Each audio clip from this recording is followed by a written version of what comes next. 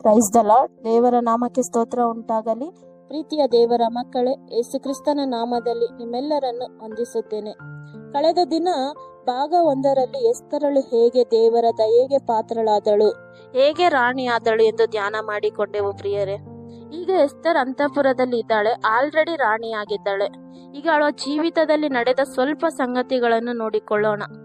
ದೇವರು ಅನೇಕ ಜನರನ್ನ ಉನ್ನತ ಸ್ಥಿತಿಗೆ ತರೋವರೆಗೂ ದೇವರಲ್ಲಿ ತುಂಬಾನೇ ದೀನತೆಯಿಂದ, ತುಂಬಾ ವಿಧೇಯತೆಯಿಂದ ನಡೆದುಕೊಳ್ಳುತ್ತಾರೆ. ದೇವರ ಆಶೀರ್ವಾದ ಮಾಡಿದ ನಂತರ ಮೊದಲು ಇದ್ದ ದೇವರ ಮೇಲೆ ನಂಬಿಕೆ, ಪ್ರೀತಿ, ದೀನತೆ ಎಲ್ಲವೂ ಕಡಿಮೆ ಆಗಿ ಹೋಗುತ್ತದೆ. ತಾನು ಎಂಥ ಪರಿಸ್ಥಿತಿಯಲ್ಲಿದ್ದೆ ಮುಂಚೆ ಎಂಬುದನ್ನು ಮರೆತು ಹೋಗ್ತಾರೆ. ಹಲ್ಲೆಲೂಯಾ. ಆದ್ರೆ ಎಸ್ತರ್ ನೋಡಿದ್ರೆ ಮೊರ್ದೆಕೈ ಮಾರ್ಗದರ್ಶನದಲ್ಲೇ ಅವನು ಏನು ಹೇಳುತ್ತಾನೋ ಹಾಗೆ ನಡೆದುಕೊಂಡಳು. 2ನೇ ಅಧ್ಯಾಯದಲ್ಲಿ 20ನೇ ವಚನದಲ್ಲಿ ಎಸ್ತರ್ ಆದರೂ ಮೊರ್ದೆಕೈಯ ಪರಂಪರೆಯಲ್ಲೇ ಇದ್ದಳು. ಆ ದಿನಗಳಲ್ಲಿ ಹೇಗೆ ಇದ್ದಳೋ ಹಾಗೆ ಈಗಲೂ ಸಹ ಅವನ ಆಜ್ಞೆಗಳನ್ನು ಅನುಸರಿಸಿದವಳಾಗಿ ತಾನು ಯಾರು ಎಂದು ತೋರ್ಪಡಿಸ್ಕೊಂಡಿಲ್ಲ. ಯಾರೆಂತ ಹೇಗೆ ಯಾರಿಗೂ ಕೂಡ ತೋರ್ಪಡಿಸ್ಕೊಂಡಿಲ್ಲ ಅವಳು. ಎಸ್ತರ್ ಮೊರ್ದೆಕೈಯ ಮಾತುಗಳಿಗೆ ವಿಧೇಯಳಾಗಿ ನಡೆದಳು ಪ್ರಿಯರೇ. ರಾಣಿಯಾಗಿದ್ದರೂ ಅವನ ಆಜ್ಞೆಗಳನ್ನು ಮರೆಯಲಿಲ್ಲ, ಅದನ್ನೇ ಪಾಲಿಸಿದಳು. ಎಸ್ತರ್ ಯಾವಾಗ ಅಂತಃಪುರಕ್ಕೆ ಹೋದಳೋ, ಯಾವಾಗ ರಾಣಿಯಾದಳೋ ಅವಳನ್ನು ನೋಡಿ ಸಂತೋಷ ಪಟ್ಟಿರಬಹುದು ಮೊರ್ದೆಕೈ. ಯಾಕಂದರೆ ಎಸ್ತರ್ಗೆ ತಂದೆ ತಾಯಿ ಇಲ್ಲ, ಯಾರು ಕೂಡ ಇಲ್ಲ. ಮೊರ್ದೆಕೈ ಬಿಟ್ರೆ ಅದರಿಂದ ಅವಳು ರಾಣಿ ಆದ್ಲು ಎಂದು ಸಂತೋಷ ಪಟ್ಟಿರುತ್ತಾನೆ. ಮೊರ್ದೆಕೈ ಜವಾಬ್ದಾರಿ ಹೊಂದಿಕೊಂಡಿರುವಂತ ವ್ಯಕ್ತಿಯಾಗಿ ಸಹ ಕಾಣಿಸುತ್ತಾನೆ ಪ್ರಿಯರೇ.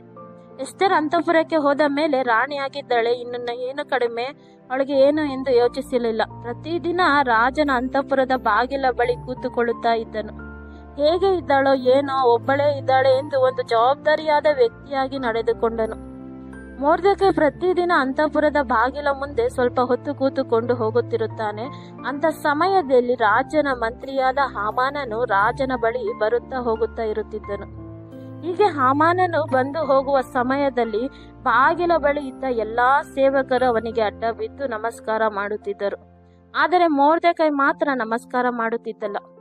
ಕಾರಣ ಏನು ಎಂದು ನೋಡುವುದಾದರೆ, ಆಲೋಚಿಸುವುದಾದರೆ 3ನೇ ಅಧ್ಯಾಯದಲ್ಲಿ 2ನೇ ವಚನಗಳಲ್ಲಿ ನೋಡುವುದಾದರೆ, ಯಾಕಂದರೆ ಮನುಷ್ಯನಿಗೆ ನಾನು ನಮಸ್ಕಾರ ಮಾಡುವುದಿಲ್ಲ, ದೇವರನ್ನು ಬಿಟ್ಟರೆ ಯಾವ ಮನುಷ್ಯನಿಗೂ ಅಡ್ಡ ಬೀಳುವುದಿಲ್ಲ ಎಂದು ಹೇಳಿದನು.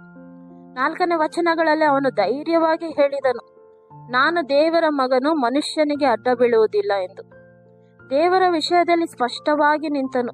ದೇವರಿಗಾಗಿ ನಿಲ್ಲುತ್ತೇನೆ ಹೊರತು ಮನುಷ್ಯನಿಗೋಸ್ಕರ ಮನುಷ್ಯನಿಗೆ ನಾನು ಏನ್ ಮಾಡೋದಿಲ್ಲ, ನಮಸ್ಕಾರ ಮಾಡುವುದಿಲ್ಲ, ಅಡ್ಡ ಬೀಳುವುದಿಲ್ಲ ಎಂದು. ಹಲ್ಲೆಲೂಯಾ. ನಮ್ಮ ಜೀವಿತದಲ್ಲೂ ಸಹ ದೇವರಿಗಾಗಿ ನಿಲ್ಲಬೇಕು. ನಾವು ದೇವರನ್ನು ಬಿಟ್ಟು ಯಾವ ಮನುಷ್ಯರಿಗೂ ಸಹ ಅಡ್ಡ ಬೀಳಬಾರದು. ಯಾಕೆ ಮೊರ್ದೆಕೈ ಕುರಿತು ಹೇಳಿದೆ ಅಂದರೆ, ಎಸ್ತರ್ ಅವಳ ಕುಟುಂಬದ ಕುರಿತು ಸಹ ತಿಳಿಯಬೇಕು. ನಾವು ಹೇಗೆ ಆತ್ಮಿಕವಾಗಿ ಅವಳನ್ನು ಮೊರ್ದೆಕೈ ಬೆಳೆಸಿದ್ದರು ಎಂದು ನೋಡಬಹುದು ಪ್ರಿಯರೇ. 3ನೇ ಅಧ್ಯಾಯದಲ್ಲಿ 5ನೇ ವಚನಗಳಿಂದ ನೋಡುವುದಾದರೆ, ಮೊರ್ದೆಕೈ ಯಾವಾಗ ಹಾಮಾನನಿಗೆ ನಮಸ್ಕಾರ ಮಾಡಿಲ್ಲವೋ ಆಗ ಹಾಮಾನನಿಗೆ ಮೊರ್ದೆಕೈ ಮೇಲೆ ಬಹಳ ಕೋಪ ಇತ್ತು. ಅವನ ಮೇಲೆ ಕೈ ಎತ್ತುವುದು ಸಾಕಾಗೋದಿಲ್ಲ, ಇವನು ಯೆಹೂದ್ಯ ಜನಾಂಗವನ್ನು ಎಲ್ಲರನ್ನೂ ಸಂಹರಿಸಬೇಕು ಎಂದು ದ್ವೇಷವನ್ನು ಸಾಧಿಸ್ತಾ ಇದ್ದ. ಹಲ್ಲೆಲೂಯಾ.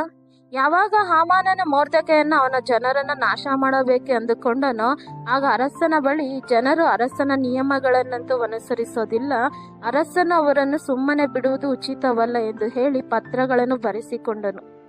ಅವರನ್ನು ನಾಶ ಮಾಡಬೇಕೆಂದು ಪತ್ರಗಳನ್ನು ಬರೆಸಿಕೊಂಡು ಎಲ್ಲಾ ಕಡೆ ಕಳಿಸಿಕೊಟ್ಟನು. ಹಲ್ಲೆಲೂಯಾ. ಹಾಮಾನನು ಒಬ್ಬ ಮಂತ್ರಿಯಾಗಿದ್ದರಿಂದ ಅರಸನ ಬಳಿ ಮಾತಾಡಿ ಒಪ್ಪಿಸಿ ಪತ್ರಗಳನ್ನು ಬರೆಸಿ ಎಲ್ಲಾ ಕಡೆ ಕಳಿಸಿಬಿಟ್ಟನು. ಎಸ್ತರಳು ದೇವರ ಮಗಳು ಎಂದು ಅರಸನಿಗೆ ಗೊತ್ತಿಲ್ಲ. ಮೊರ್ದೆಕೈ ಮೊದಲೇ ಹೇಳಿದ್ದ, ನೀನು ಯಾರು ಎಂದು ಹೇಳಬಾರದು ಎಂದು. ಆದ್ದರಿಂದ ಅರಸನಿಗೆ ಎಸ್ತರ್ ಯಾರು ಎಂದು ಗೊತ್ತಿಲ್ಲದೆ ಪತ್ರಗಳಿಗೆ ಸಹಿ ಹಾಕಿ ಕಳಿಸಿದನು.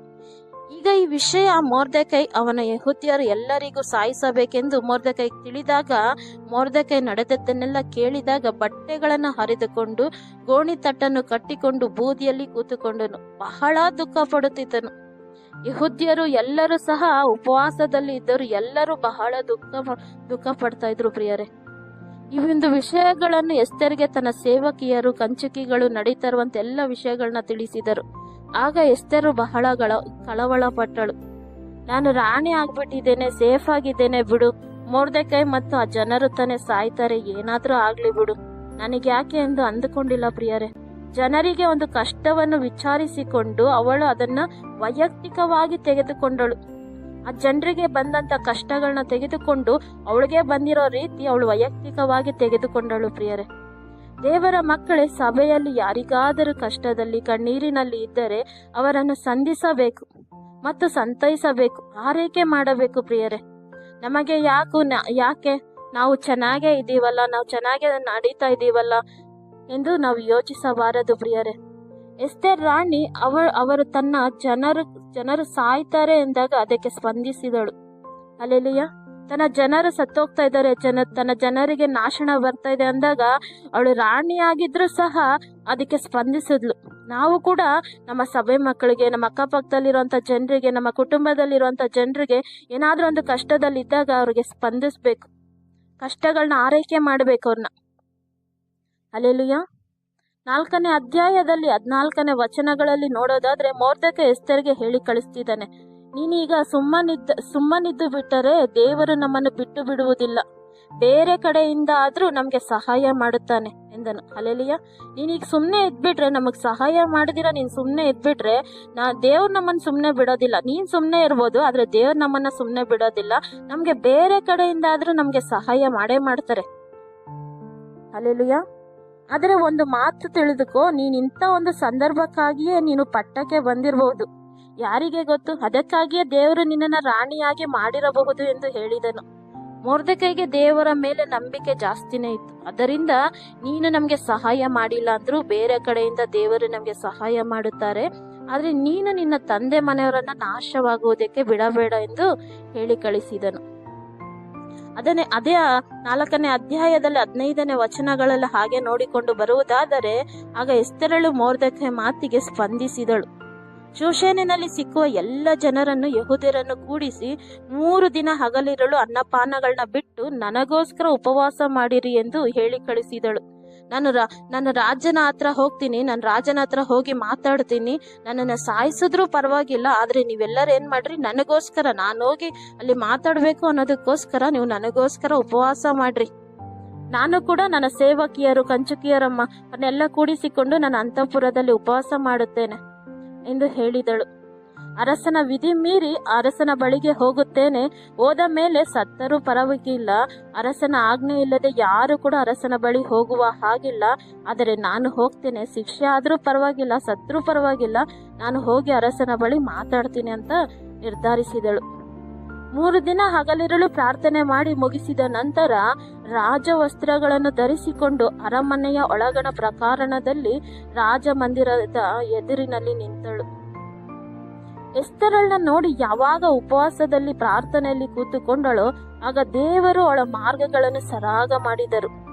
ಕೆಲವರಿಗೆ ಉಪವಾಸ ಅಂದ್ರೇನೆ ಆಗುವುದಿಲ್ಲ, ಒಂದು ಹೊತ್ತು ಉಪವಾಸ ಮಾಡುವುದಕ್ಕೆ ಇಷ್ಟಪಡೋದಿಲ್ಲ, ಪ್ರಾರ್ಥಿಸುವುದಕ್ಕೆ ಆಗುವುದಿಲ್ಲ. ಎಸ್ತೇರ್ ಉಪವಾಸದಲ್ಲಿ ಪ್ರಾರ್ಥನೆಯಲ್ಲಿ ಜಯ ಹೊಂದಿಕೊಂಡಳು. ಹಲ್ಲೆಲೂಯಾ. ಅರಸನು ಆಗ ಎಸ್ತೇರ್ ರಾಣಿಯನ್ನು ನೋಡಿದ ಕೂಡಲೇ ಅವಳ ಮೇಲೆ ದಯೆ ಇಟ್ಟು ಏನು ಬೇಕು ಎಂದು ಕೇಳಿದನು. ಎಸ್ತೇರ್ ಈ ದಿನ ಔತಣಕ್ಕೆ ಹಾಮಾನನ ಸಂಗಡ ಬರಬೇಕು ಎಂದು ಕೇಳಿಕೊಂಡಳು.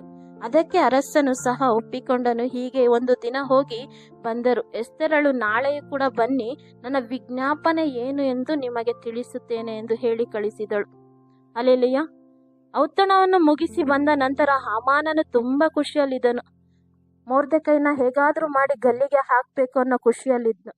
ಆದ್ರೆ ಅದೇ ರಾತ್ರಿ ಅರಸನಿಗೆ ನಿದ್ದೆ ಬರೋದಿಲ್ಲ. ಅದಕ್ಕೆ ಆಗ ಅರಸನು ಗ್ರಂಥಗಳನ್ನ ತರಿಸಿ ಪಾರಾಯಣ ಮಾಡುವಾಗ ಅರಸನನ್ನು ಕೊಲ್ಲಬೇಕೆಂದು ಬಿಗೆತ್ ತೆರೆಷ್ ಎಂಬಿಬ್ಬರು ಒಳಸಂಚು ಮಾಡಿರೋದು ಮೊರ್ದೆಕೈ ಮುಖಾಂತರ ಬಯಲಿಗೆ ಬರೋದನ್ನ ಆ ಗ್ರಂಥಗಳಲ್ಲಿ ಅವನು ಜ್ಞಾನ ಮಾಡ್ತಾನೆ, ನೋಡ್ತಾನೆ. ಹಲ್ಲೆಲೂಯಾ.